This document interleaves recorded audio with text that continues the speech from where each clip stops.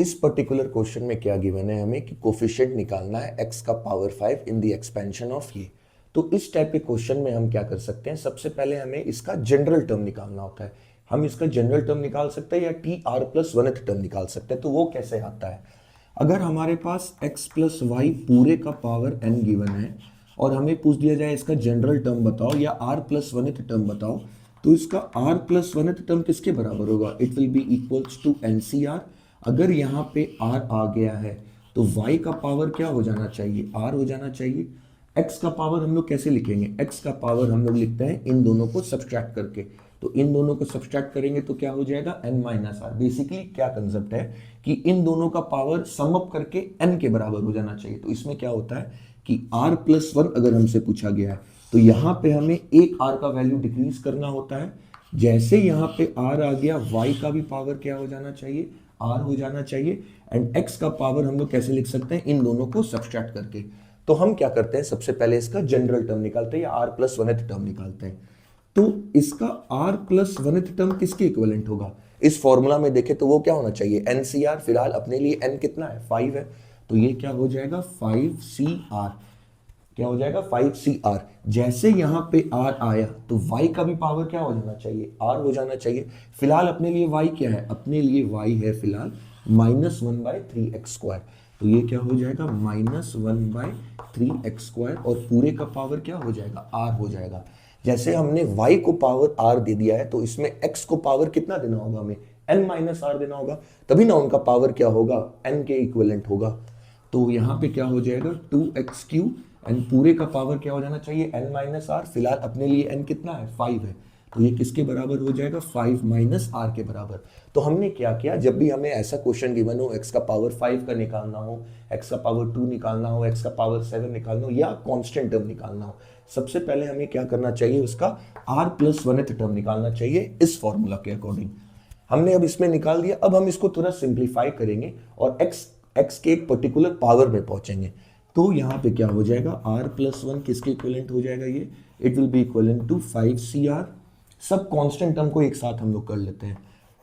2 का पावर क्या हो जाएगा, ये 5 - r, then will have -1/3 whole to the power of r। अब हम लोग x के पावर को एक साथ करते हैं तो ये क्या हो जाएगा, सबसे पहले x का पावर 3 और ये किस टाइप का ये फॉर्मूला बन रहा है, ये बन जा रहा है x का पावर m का पावर n। ये किसके इक्विवेलेंट होता है, x का पावर mm के इक्विवेलेंट होता है। मतलब इन दोनों को हमें क्या कर देना होता है, मल्टीप्लाई कर देना होता है। तो यहाँ पे हम मल्टीप्लाई करेंगे 3 को 5 - r से, तो ये किसके इक्विवेलेंट हो जाएगा, it 3 × 5 it will be equals to 15, 3 × -r it will be equivalent to -3r। फिर क्या हो जाएगा कि ये डिवाइड हो जाएगा किससे, x का पावर सेम कंसेप्ट से, यहाँ 2 है यहाँ r है, तो ये किसका क्या हो जाएगा, इसका पावर क्या हो जाएगा 2r। अब इस x को अगर हम लोग ऊपर ले जाएंगे तो वो क्या बन जाएगा, x का पावर -2r हो जाएगा। एक स्टेप और कर देते हैं, इतना हमें करना जरूरी नहीं है, ये हमें एक बार में ही कर देना चाहिए। तो ये किसके इक्विवेलेंट हो जाएगा 5CR, 2 का power 5 - r -1/3 whole to the power of r and we will be left with x का पावर हो जाएगा 15 - 3r -2r। अब क्या हो गया, हमने जनरल टर्म निकाल दिया है और इसमें x का जो है पावर किसके बराबर आया है, 15 - 5r। हमने क्या माना था कि इसके जो जनरल टर्म है उसी में क्या होना चाहिए, x का पावर 5 होना चाहिए।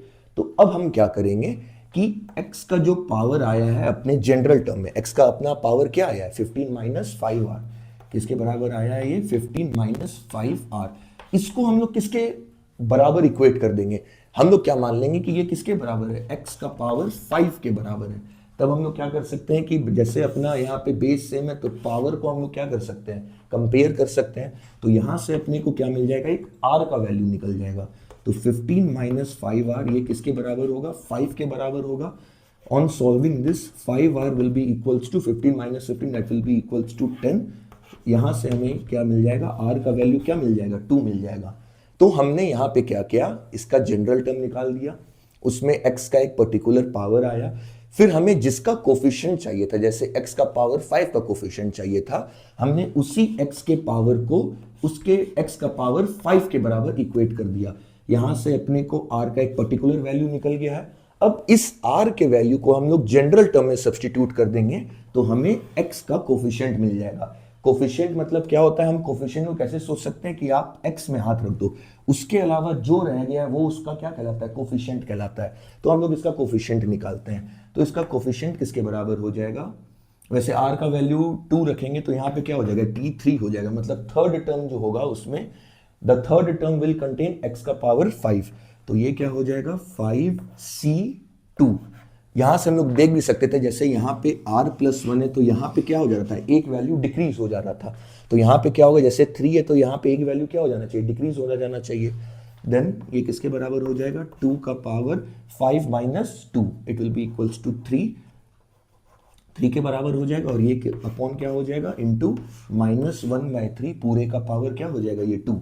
अब हम क्या देख सकते हैं कि ये नेगेटिव नंबर है, उसका पावर क्या है, इवन है, तो नेगेटिव नंबर का पावर इवन क्या हो जाता है, वो पॉजिटिव हो जाता है, तो ये माइनस साइन को हम लोग नेग्लेक्ट कर सकते हैं।